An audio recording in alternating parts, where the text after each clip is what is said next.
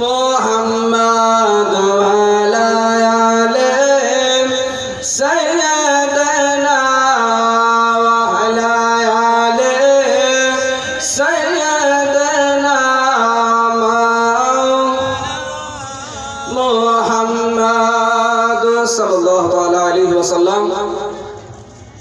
मुअज्जज़ सामिन किराम, समस्त प्रशंसा समस्त जाबतीय गुणगान से महान अल्लाह रब्बुल आलमीনের জন্য, যিনি ওয়াহদাহু লা শারীক, যিনি কোন শব্দ দ্বারাই এই ১৮,০০০ মাখলুকাতকে সৃষ্টি করেছেন, যিনি আমাদেরকে এই মাহফিলে আসার ও বসার ও শ্রবণ করার তৌফিক দান করেছেন। আসুন আমরা একবার কোরআনের ভাষায় শুকরিয়া আদায় করি। সকলে মিলে বলুন উচ্চ স্বরে আলহামদুলিল্লাহ রাব্বিল আলামিন। তারপরে পরে শান্তির ধারা প্রবাহিত হোক মামিলাল লাল মরুদ দুলাল জনাবে মুহাম্মদুর রাসূলুল্লাহ সাল্লাল্লাহু আলাইহি ওয়াসাল্লামের উপরে হাজার হাজার দরুদ ও সালাম অবতীর্ণ হোক, বর্ষিত হোক, নাযিল হোক। তা আমরা আরেকবার সকলে মিলে বলুন আল্লাহুম্মা আমিন। মুআজ্জাজ সামিন কিরাম, বেরাদার মিল্লাত ইসলামিয়া, আমি আপনাদের সামনে আয়াতে কারিমা তেলাওয়াত করেছি।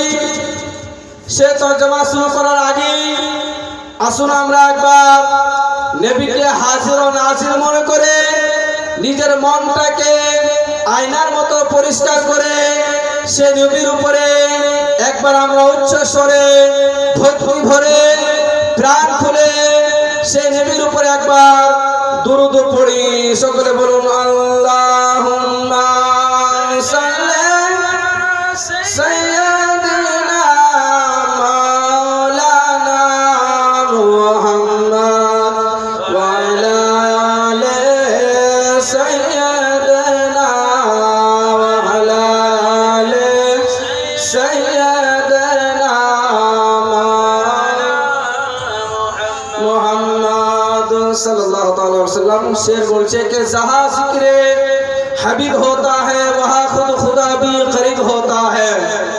जहाँ जिक्रे हबीब होता है वहाँ खुद खुदा भी करीब होता है। और ऐसे महफिल में बैठने वाला और ऐसे महफिल में बैठने वाला आदमी खुश नसीब होता है, आदमी खुश नसीब होता है। मुअज्जज़ सामिन किराम, বেরাদার মিল্লাত ইসলামিয়া, আমি আপনাদের সামনে পবিত্র আল কোরআন হইতে একখানি অত্যন্ত মশহুর মারুফ আয়াতে কারিমা তেলাওয়াত করেছি। সূরার নাম হচ্ছে সূরাতুল আহজাব, পারা নাম্বার হচ্ছে 22 পারা, আয়াত নাম্বার হচ্ছে 56।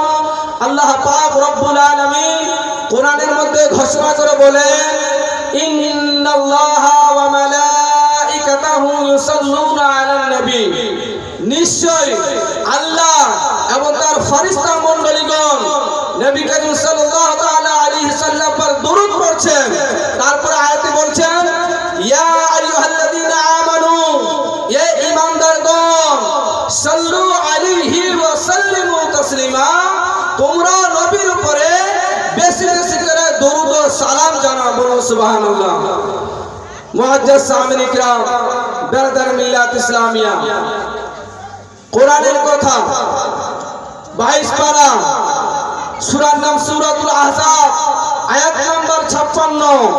আল্লাহ পাক রব্বুল আলামিন খুব নিজে দুরূদ শরীফ পড়ছেন এবং ফেরেশতারাও সে নবীর উপরে দুরূদ পড়ছেন এবং ঈমানদারদেরকে বলছেন, এই ঈমানদারগণ, এই বিশ্বাসীগণ, এই মুত্তাকিগণ, তোমরা নবীর উপরে বেশি বেশি করে দরুদ ও সালাম পড়ো।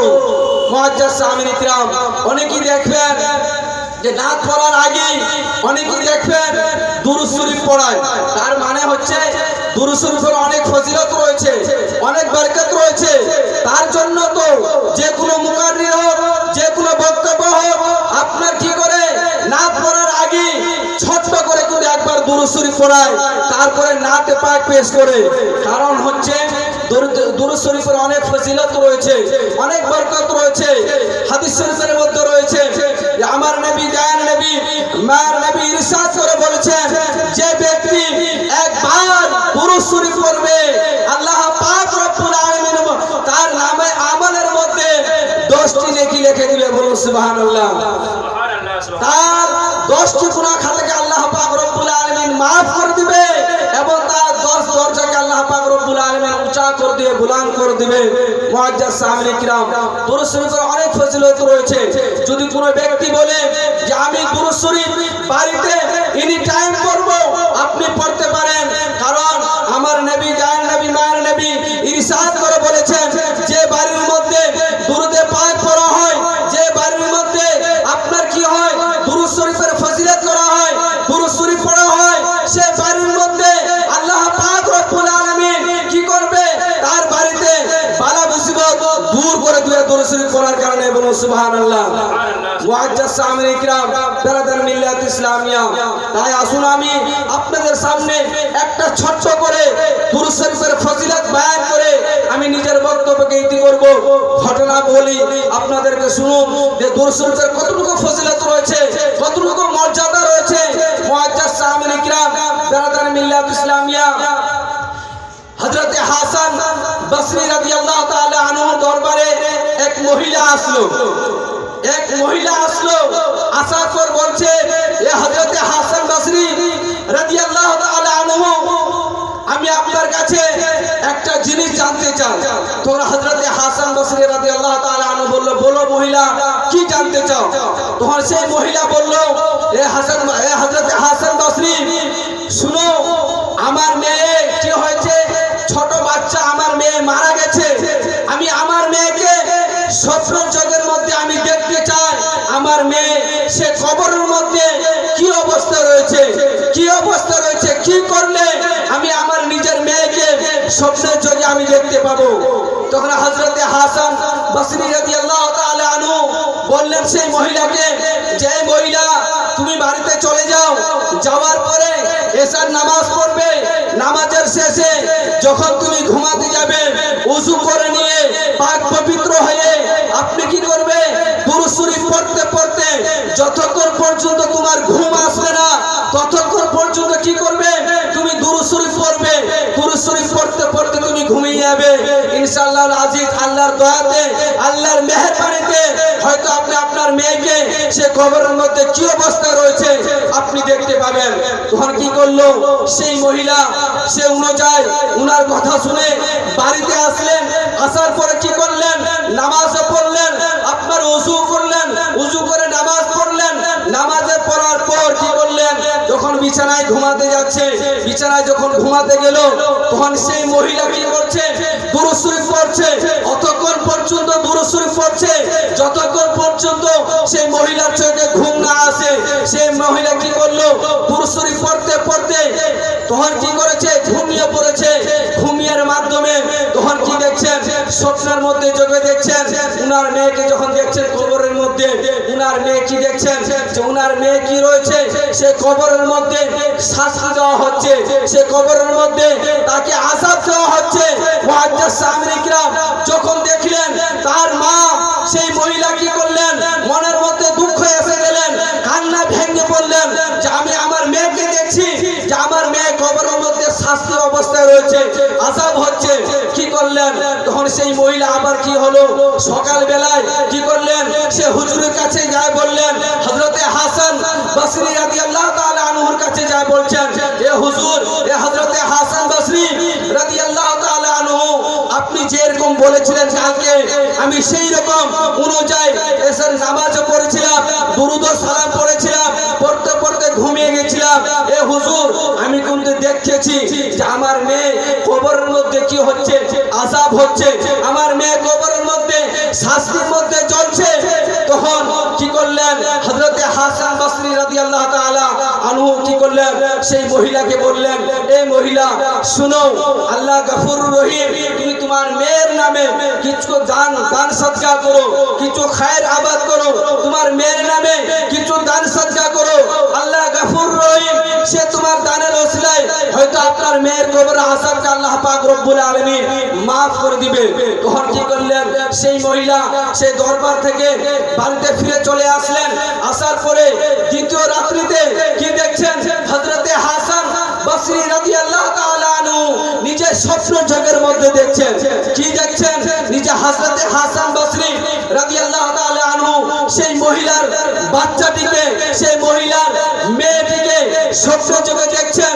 যে মহিলা যে স্বপ্ন দেখেছিল ওনার মা দেখেছিল যে সে বাচ্চার কবরের মধ্যে আযাব হচ্ছে।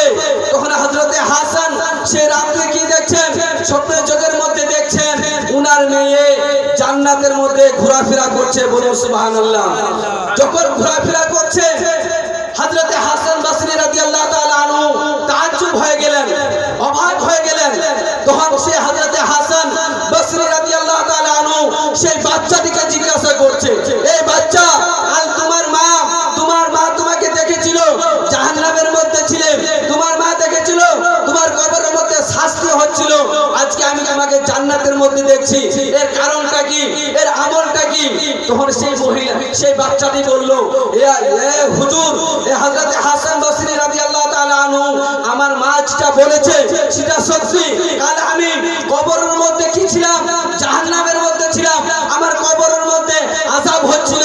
কিন্তু এ হুজুর আজকে কিছুক্ষণ আগে এক মৌলভী সাহেব এক মুত্তাকি কি করছিলেন কবরের পাশ দিয়ে যাচ্ছিলেন, সে ব্যক্তি কি করলেন সে কবরস্থানে দাঁড়ালেন, দাঁড়ার পরে সালাম দিলেন, সালাম দেওয়ার পরে কিছু কুলখানি করলেন এবং দুরূদ সালাম করলেন, দুরূদ পড়লেন। এই দুরূদ শরীফ পড়ার কারণে আল্লাহ পাক রব্বুল আলামিন আমরা এখানে যতগুলো কবরস্থানে যতগুলো আযাব হচ্ছিল আল্লাহ পাক রব্বুল আলামিন এই মুত্তাকির ওসিলায় এই দুরূদ শরীফ পড়ার কারণে আমাদের সমস্ত মাইয়াতকে আযাবকে maaf করে আল্লাহ পাক রব্বুল আলামিন জান্নাতবাসী করে দিয়েছে। বলুন সুবহানাল্লাহ। মুআজ্জাজ সামিনে কিরাম বারাদার মিল্লাত ইসলামিয়া, তাহলে আমরা বুঝতে পারলাম দুরূদ শরীফের কতটুকু ফজিলত রয়েছে, কতটুকু বরকত রয়েছে। দুরূদ শরীফ পড়ার কারণে কবরের মাইয়াতকে সমস্ত মাইয়াতকে আযাবকে maaf করে দিয়ে সমস্ত মাইয়াতকে জান্নাতবাসী করে দিলেন। আমরা যদি বেশি বেশি করে দুরূদ ও সালাম পড়ি, বেশি বেশি করে যদি আমরা দুরূদ পড়ি, অবশ্যই আমাদের বাড়িতে বালা মুসিবত দূর হবে। মুআজ্জাজ সামিনে কিরাম আরেকটা ওজিফা বলে নিজের বক্তব্যকে শেষ করব। পুরো ব্যক্তির যদি এমন অসুখ হয় তার অসুখ কমছে না, ঘন ঘন অসুখ আসতে আছে, বা ওনার বাড়িতে অনেক রকমের বালা মুসিবত আসতে আছে, সে যদি আপনার কি করে এক গ্লাসে জল নিয়ে সেই ব্যক্তি যদি কুরআন শরীফ পড়ে সূরা ইখলাস, সূরাতুন নাস, সূরাতুল ফালাক এই তিনটা সূরা পড়ে এবং দুরূদ পড়ে যে ব্যক্তি সেই গ্লাসের পানি পান করে নেবে, আর যত রকমের ব্যাধি আছে যত রকমের অসুস্থ রয়েছে এই দুরূদ শরীফ পড়ার কারণে আল্লাহ পাক রব্বুল আলামিন উনার ব্যাধিকে দূর করে দিয়ে। বলুন সুবহানাল্লাহ। আমরা অবশ্যই চেষ্টা করব যেন আমরা সেই নবীর উপরে বেশি বেশি করে দুরূদ শরীফ পড়তে পারি, উঠতে বসতে আমরা যেন সেই নবীর উপরে দুরূদ শরীফ আমরা যেন পড়তে থাকি। কারণ দুরূদ শরীফ পড়লে আমাদের কি রয়েছে বরকত রয়েছে, রহমত রয়েছে। দুরূদ শরীফ পড়লে আমাদের বালা মুসিবত দূর করে দিবে। দুরূদ শরীফ পড়লে আমাদের বাড়িতে বরকত হবে। দুরূদ শরীফ পড়লে ছেলে মেয়েরা যারা অসুস্থ রয়েছে সেই দুরূদ শরীফ পড়ে যদি কোনো ছেলে মেয়েকে পানি পান করানো হয় সেই দুরূদ শরীফ বরকতে তার ছেলে মেয়ে কি হবে সুস্থ হয়ে যাবে। মুআজ্জাজ সামিনে কিরাম বারাদার মিল্লাত ইসলামিয়া, তাই আমরা অবশ্যই চেষ্টা করব যেন আমরা দুরূদ শরীফের ফজিলত অবশ্যই প্রত্যেকের বাড়িতে যেন আমরা দুরূদ শরীফ পড়তে পারি। আল্লাহ পাক রব্বুল আলামিন প্রত্যেককে যেন আমাদের 5 ওয়াক্ত নামাজ আদায় করার জন্য তৌফিক দান করুন। সকলে মিলে বলুন আল্লাহুম্মা আমিন। যাই হোক আর বেশি কিছুক্ষণ বলবো না, কারণ এখানে উলামায়ে কেরামগণ বসে রয়েছে, ওনাদের মুখে কিছু আমরা শুনবো। তাই আপনাদেরকে রিকোয়েস্ট করব যে যিনারা এখনো নামাজ পড়ছেন না দয়া করে মেহেরবানি করে বলছি আপনারা নামাজ অবশ্যই পড়বেন। এই নামাজ হচ্ছে আপনার সঙ্গের সাথী, অন্ধকার কবরের বাতি হবে। আমি এখান থেকে নিজের বক্তব্যকে শেষ করলাম। বলার মাধ্যমে ভুল টুকরো হয়ে থাকলে আল্লাহর ওয়াস্তে মাফ করে দিবেন এবং তওবা ইস্তেগফার সকলে একবার আমরা পড়ি। আস্তাগফিরুল্লাহ रब्बी मिन कुल्ले ज़म्बियों व अतूबु इलैहि ला हौला वला कुव्वता इल्ला बिल्लाहिल अलील अज़ीम व मा अलैना इल्ला अल बलाग। अस्सलामु अलैकुम व रहमतुल्लाहि व बरकातुहू। हयात बकी तो मुलाकात बकी। अल्लाह।